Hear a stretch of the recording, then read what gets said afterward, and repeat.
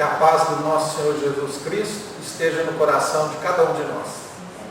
O tema que nós abordaremos esta noite são os direitos naturais. E é algo extremamente importante a abordagem, a discussão, porque no momento de transição planetária, o convívio com diferentes mentes, diferentes experiências, bagagens, existem muitas distonias em relação ao assunto do direito humano. É lógico que nós temos a lei civil e a lei divina. A lei divina, a lei de Deus, ela é imutável e perfeita. Já a lei civil, ela sempre estará se aprimorando. E lógico que caminhando para o entendimento das leis divinas. E o assunto que predomina na atualidade, e isso surge como um dilema e até mesmo um alerta em relação a todas as crenças religiosas da Terra. Se os irmãos e as irmãs prestarem atenção, o quanto que o pensamento religioso mudou nos últimos anos. Não estou falando só do Espiritismo, estou falando também da principal religião que ainda ocupa os lugares no planeta Terra, que é o cristianismo, que tem várias vertentes. A Igreja Católica, Evangélica, o Espiritismo e muitas correntes dissidentes aceleram o processo de modificação da Terra. E devemos lembrar com atenção e prudência que nem toda mudança ela é coerente, ela é correta, ela é edificante. E aí o cuidado que cada um de nós devemos ter com a pureza doutrinária. Nós espíritas que abraçamos esse entendimento, essa compreensão, e que somos motivados para estudar e compreender, isso faz com que essa responsabilidade em nós aumente. Então, quando nós observamos esta mudança clara no projeto de transição planetária, nós observamos até dentro das casas espíritas alguém que se diz espírita, progressista. E aí nós vamos pesquisar o que é isso. Então, a ideia progressista não tem a ver com os conceitos de Kardec, que incidem em suas obras na lei de progresso. Não. São pensamentos direcionados ao novo entendimento em que certas ideologias tentam acampar dentro dos templos religiosos. E isso é preocupante. Então, alguém que frequenta o movimento espírita e se diz progressista e, consequente a isso, ele se identifica para a necessidade de um novo entendimento da doutrina. Pergunto, nós compreendemos, nós esgotamos todo o entendimento da doutrina espírita? Claro que não.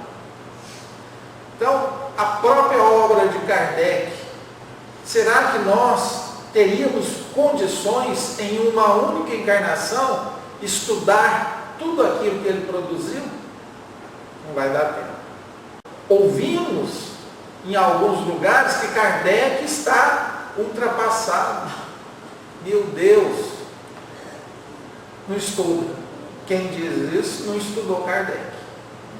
Porque eu que já dirijo um estudo do Livro dos Espíritos, e já tem mais de 10 anos, e toda vez que a gente encerra o estudo, nós recomeçamos a obra, porque entendemos que estudar o Livro dos Espíritos é uma obra que não termina.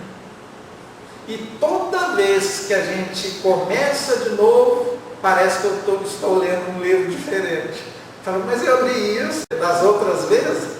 Li, e só que cada um de nós somos dinâmicos em relação ao nosso progresso. Nós crescemos em bagagem, em conteúdo.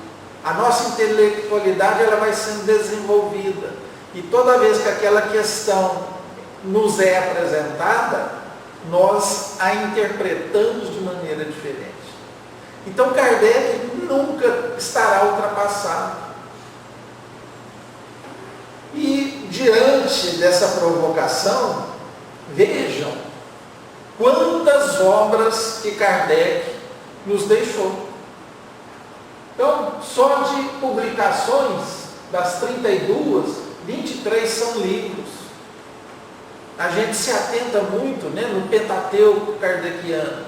Mas e as revistas espíritas? Que são conteúdos preciosíssimos, que complementam todo o estudo do Pentateuco. Às vezes, nós não damos tanta importância.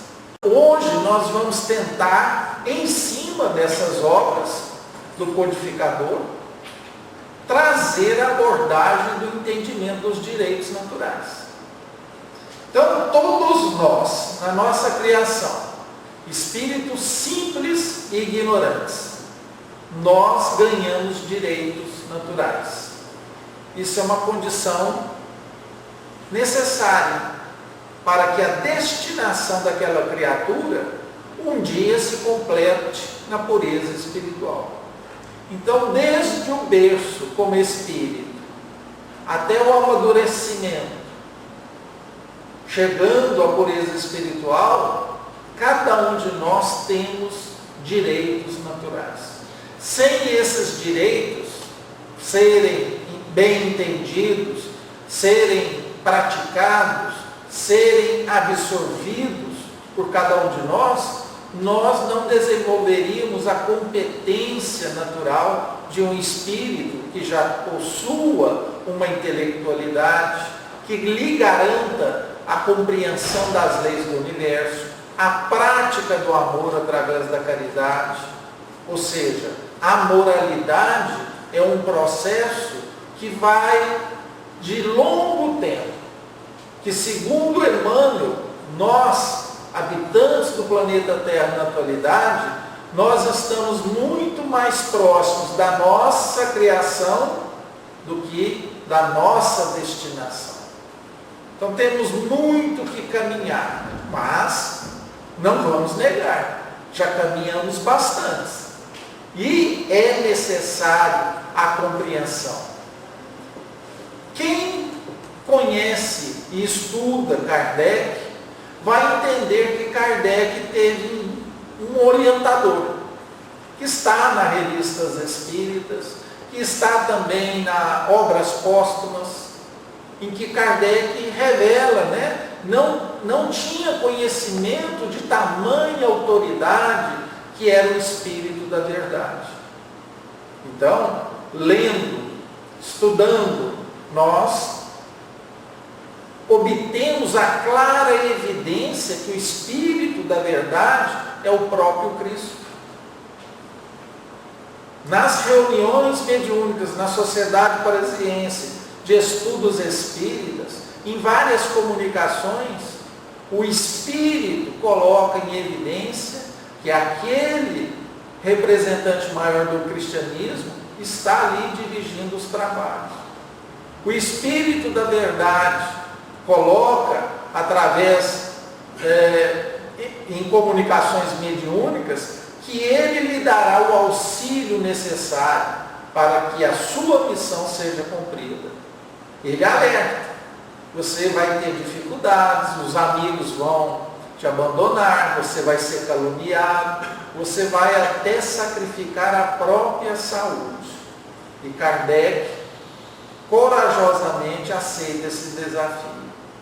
E ainda diz a Kardec: eu lhe darei 1/4 de horas por mês para você esclarecer as suas dúvidas.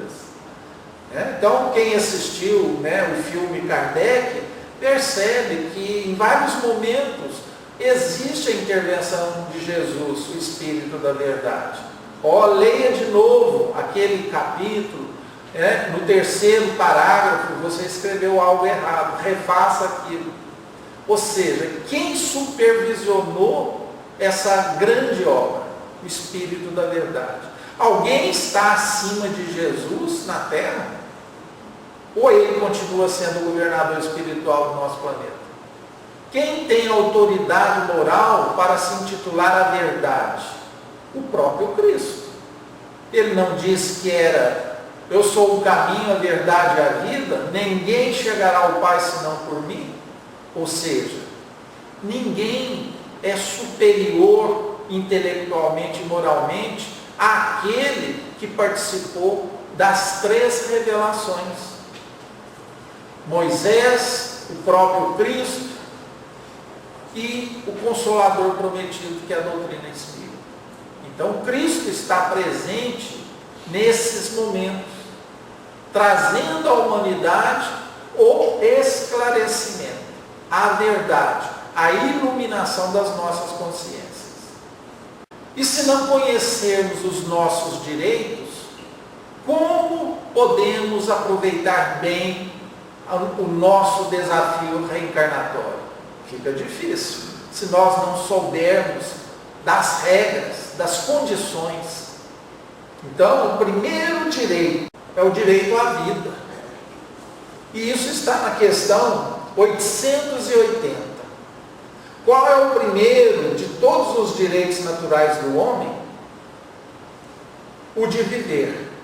É por isso que ninguém tem o direito de atentar contra a vida do semelhante ou fazer qualquer coisa que possa comprometer a sua existência corpórea. Então é muito claro, né, que a vida tem um valor que a humanidade ainda não entende. Basta observar a questão do aborto, que a doutrina espírita tem uma clareza, né, pura em relação ao aborto. É contrária.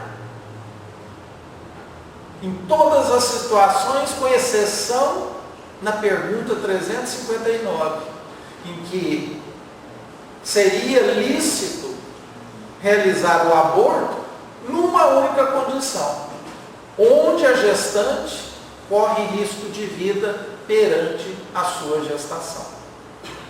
Ora, isso foi revelado a Kardec há mais de 160 anos. Hoje a medicina, a tecnologia, desenvolveu tanto que é raríssimo encontrar uma gestante que terá riscos de evoluir ao óbito se sustentar a sua gravidez. Então, de acordo com o progresso, o entendimento, o suporte da medicina, estas ideias vão se sedimentando.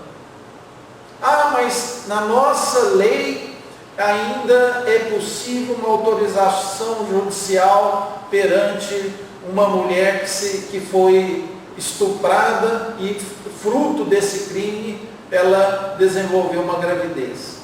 Uma criança que está sendo gestada e o pré-natal acusou que ela tem anencefalia. Estas situações, o Espiritismo é frontalmente contrário.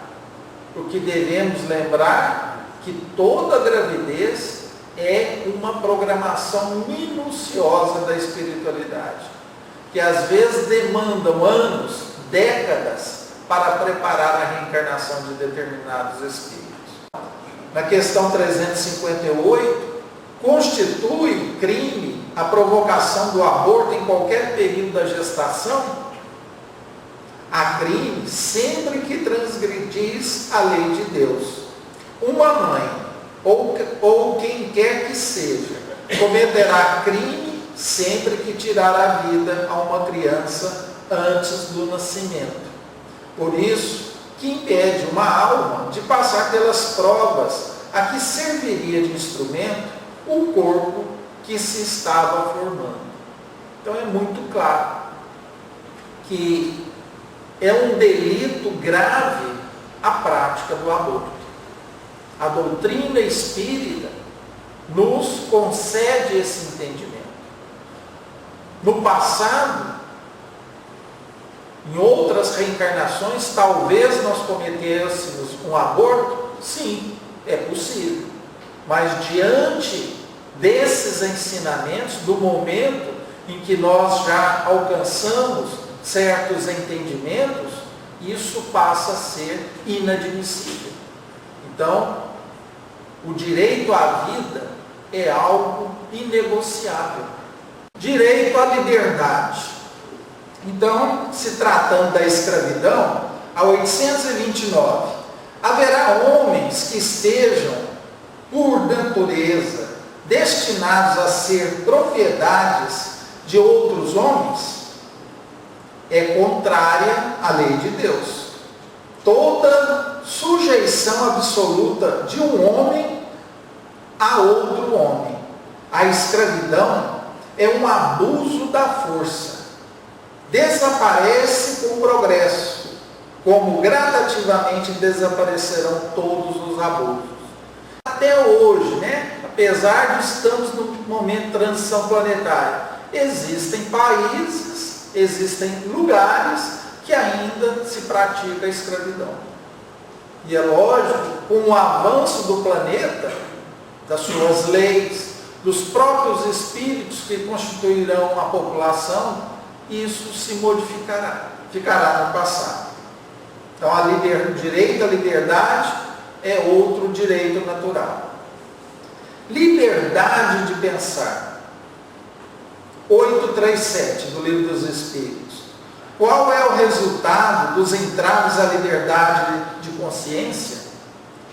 Constranger os homens a agir de maneira diversa ao seu modo de pensar, o que os tornará hipócritas.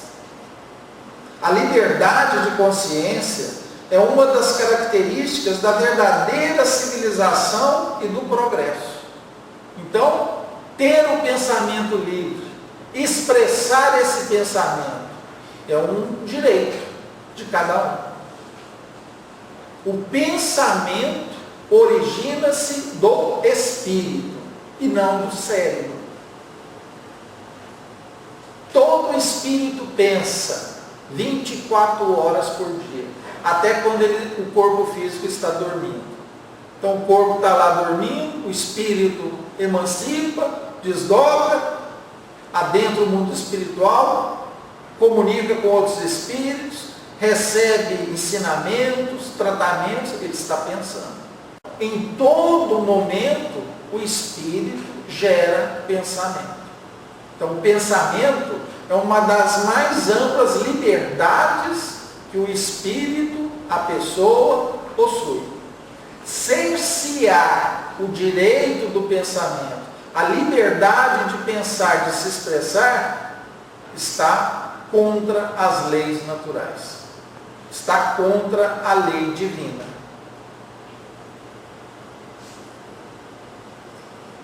Em relação à família, nós sabemos que a instituição é a instituição mais importante do planeta Terra. E na questão 774, Kardec indagou os espíritos superiores. Há pessoas que, do fato de os animais, ao cabo de certo tempo, abandonarem suas crias, deduzem não serem os laços de família entre os homens, mais do que o resultado dos costumes sociais e não efeito de uma lei da natureza. O que devemos pensar a respeito? Então, esmiuçando essa pergunta, algumas pessoas compararam o comportamento humano em relação à família e o comportamento de determinados animais, em que em determinado momento onde a cria uma independência, eles abandonam os pais, ou os pais abandonam a cria. Então alguém queria trazer isso, para o convívio humano. Resposta dos espíritos. Diverso dos animais é o destino do homem, porque então quererem identificá-lo como estes, há no homem alguma coisa a mais, além das necessidades físicas, há a necessidade de progredir. Os laços sociais são necessários ao progresso, e os de família mais apertados tornam os primeiros. Eis porque os segundos constitui uma lei da natureza. Quis Deus que, por essa forma, os homens aprendessem a amar-se como irmãos. Direito ao trabalho. 680. Não há homens que estão impossibilitados de trabalho, seja no que for, e cuja existência é inútil. Então, haverá situações em que o espírito reencarna e ele vai ser inútil para o trabalho? Resposta: Deus é justo e só condena aquele cuja existência for voluntariamente inútil. E a gente percebe que a imperfeição humana muitas vezes faz com que a pessoa escolha métodos em que ele se afaste do trabalho e consiga algo para manter a sua subsistência, sem um trabalho digno. E é isso que a lei divina condena. Então, se a gente observar a melhoria, da ciência, da tecnologia, o quanto que as pessoas que têm limitações físicas, até dependências físicas, têm possibilidade de trabalhar hoje. Uma pessoa que é cadeirante, que ele pode se deslocar da sua residência e ir até o local do seu trabalho. Uma pessoa que não enxerga, que tem limitações visuais. Hoje existem tecnologias em que a pessoa tem a habilidade de operar um computador, realizar publicações, escrever um livro, uma obra, porque a tecnologia lhe auxilia nesse intento.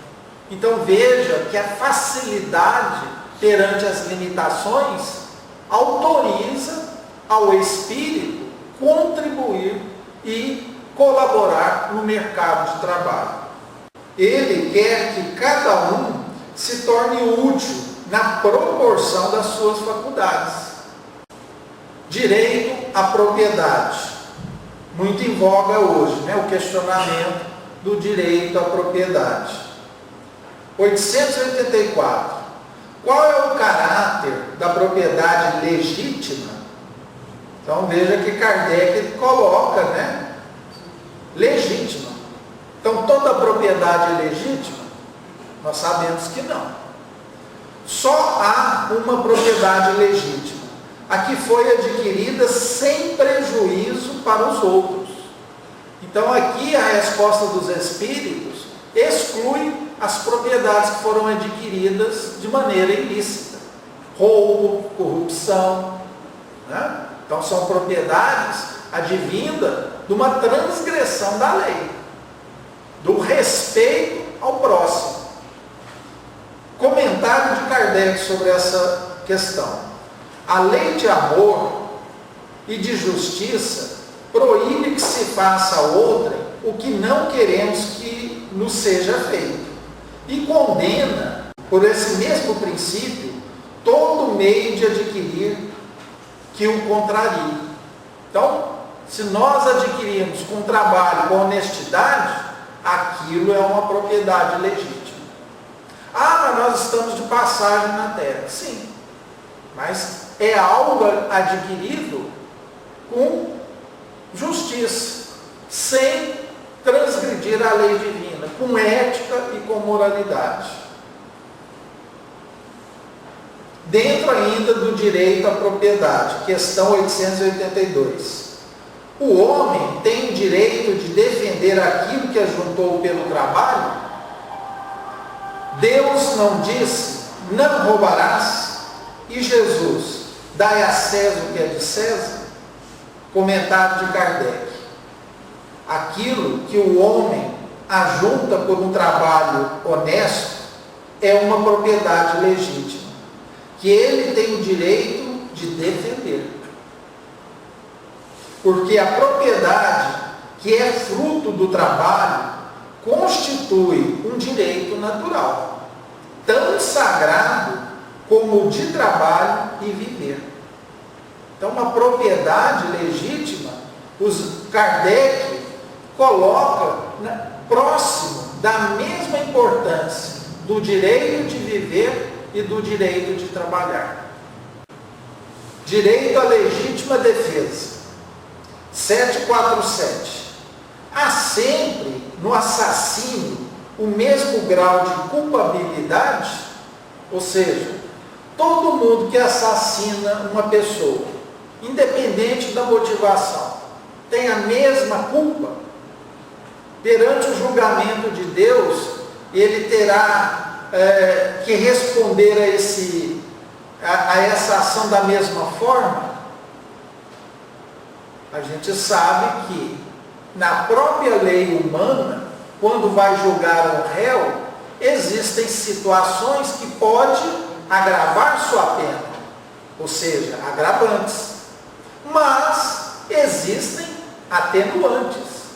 Poxa, se na lei civil é assim, imagine na lei divina.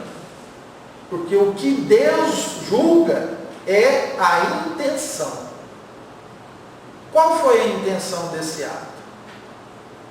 Resposta: já o dissemos, Deus é justo e julga mais pela intenção do que o fato.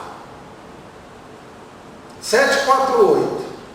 Deus excusa ou desculpa o assassínio em caso de legítima defesa? Só a necessidade pode o excusar.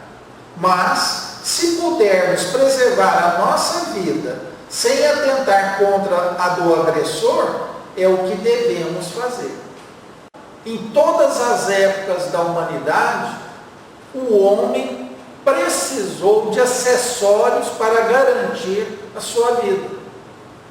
O instinto de sobrevivência, por exemplo, faz parte dessa condição. Se nós observarmos os países em que não houve uma organização da sociedade, e aqui eu abro um parêntese para os países que evoluíram para o socialismo, o comunismo, toda a população onde foi bem sucedido a implantação desses regimes, a população foi desarmada. Os próprios Estados Unidos, que é um dos países mais armados do planeta, tem na sua Constituição a garantia de possuir uma arma. Eu não teria uma arma em casa, mas não condeno quem tenha vontade e interesse em tê-la, desde que seja uma pessoa preparada, que não tenha antecedentes criminais, que passou o curso, preparo, que demonstra aptidão. O Chico, quando saía em Uberaba para distribuir mantimentos, quem que fazia a sua guarda? Alguém lembra? Polícia Militar. E todos armados. Se o próprio Chico precisou, Pedro, que tirou, a espada, Jesus não pediu para ele deixar a espada em casa. Em todos os momentos, o problema é quem sabe usar, e não aquele que transgride a lei. Então, quando nós colocamos aquele quadro, que mostra a evolução dos espíritos, e que na Terra predominam os espíritos de terceira ordem, que vai da 6ª à 10ª classe de espíritos. Então, espíritos pseudo-sábios, neutros, perturbadores, espíritos impuros, levianos. Impuro, ele é um espírito que não denota nenhuma moralidade. Um espírito impuro, ele comete um crime e ele vai dormir na mesma noite sem se arrepender daquele crime cometido. Então nós vivemos num planeta onde a diversidade de comportamento, de instrução e de moralidade vai do 0 a números elevados. Ou seja, há uma diversidade enorme de espíritos. E se não houvesse mecanismos, através de organizações militares, de polícia civil militar, o que aconteceria com a sociedade? Uma grande desordem. Desigualdades das riquezas. Então, o pensamento, a ideologia socialista coloca uma frase muito bonita, né? Que a sociedade deve ter as mesmas condições de acesso à riqueza, à questão econômica. E prega, né? Liberdade, fraternidade e igualdade. Igualdade é uma característica espiritual de todo mundo? Não. Se pegar os 8 bilhões de espíritos encarnados na Terra, ninguém é idêntico 100% ao outro. Cada um tem uma diferença. Na moralidade, na instrução. Então não existe igualdade entre os espíritos. Rondon, você está falando só então no planeta Terra? Não. Em todos os mundos habitados não existe igualdade. Questão 811. A igualdade absoluta das riquezas é possível? Existiu alguma vez? Resposta: não, não é possível. A diversidade das faculdades e dos caracteres se opõem a isso. A linha A. Há homens, entretanto, que creem estar nisso um remédio para os males sociais. Que pensais a respeito? São sistemáticos ou ambiciosos e invejosos. Não compreendem que a igualdade seria logo rompida pela própria força das circunstâncias. Combatei o egoísmo, pois essa é a vossa chaga social, e não correi atrás de quimeras. Então, para complementar esse assunto, tem lá no Evangelho segundo o Espiritismo, capítulo 16, Servir a Deus e a Mamon, capítulo 16, em que trata da desigualdade das riquezas. E Kardec coloca, né, e ele cita um exemplo claríssimo. Se você pegasse todo o dinheiro do mundo e dividisse com os 8 bilhões de habitantes, como é que a Terra ficaria uma semana depois? Voltaria a mesma coisa. Né? Então tem pessoas que são mais empreendedoras, tem outras que são mais gastadoras, que sabem investir, outras sabem gastar mais do que economizar e assim por diante. 814, ainda dentro da desigualdade das riquezas. Porque Deus a uns concedeu as riquezas e o poder e a outros a miséria. Então tem muita gente que quer igualar, né? Mas antes de reencarnar, a gente escolhe a prova que a gente vai passar, muitas vezes, né? Os gêneros de prova. Uns têm que passar pela riqueza para testar, para provar se ele vai utilizar bem aquele recurso financeiro. Outros vão passar pela necessidade, pela miséria, vai faltar o necessário para melhorar o orgulho, a vaidade. Então, cada programação reencarnatória dá um conteúdo, né? Dá uma perspectiva diferente em relação à riqueza. Sempre a dificuldade ou a abastança vai nos provar. Resposta: para experimentá-los de modos diferentes. Além disso, como sabeis, essas provas foram escolhidas pelos próprios espíritos, que nelas, entretanto, sucumbem com frequência. Uma recomendação assim interessante é ler na Revista Espírita, abril de 1858, onde Kardec tem um diálogo com um habitante de Júpiter. Júpiter é uma condição de planeta em que os espíritos estão na condição de mundo feliz ou ditoso, caminhando para o mundo celeste ou divino. Então, uma categoria de espíritos elevados. E ele faz 82 perguntas para esse espírito. E cada resposta nos surpreende. E eu selecionei só 2 aqui, para a gente entender essa questão da desigualdade. 76. Há desigualdades sociais em Júpiter? Sim. Kardec fica... Não entendi. Tem que, né, mundo elevado? Tem. Nem entre os espíritos elevados tem igualdade.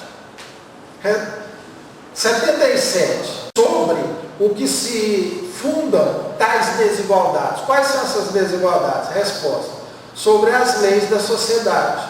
Uns são mais ou menos avançados em perfeição. Os que são superiores exercem sobre os outros uma espécie de autoridade, como a de um pai sobre os filhos. Isso é interessante porque Kardec pergunta outras coisas em relação a essa diferença. E ele achava que lá, por um ter mais do que o outro, despertaria inveja. Aquele que tem menos do que aquele que está lá em cima, não vai ter inveja? Não, esse mundo, essas imperfeições morais não existem mais. Aquele que está lá em cima, ele serve o quê? De estímulo para aquele que está menos evoluído, com menos condição financeira, de adquirir aquilo. Mas todos colaboram mutuamente um para com o outro. Existe a verdadeira fraternidade. O Brasil, coração do mundo, pátria do Evangelho.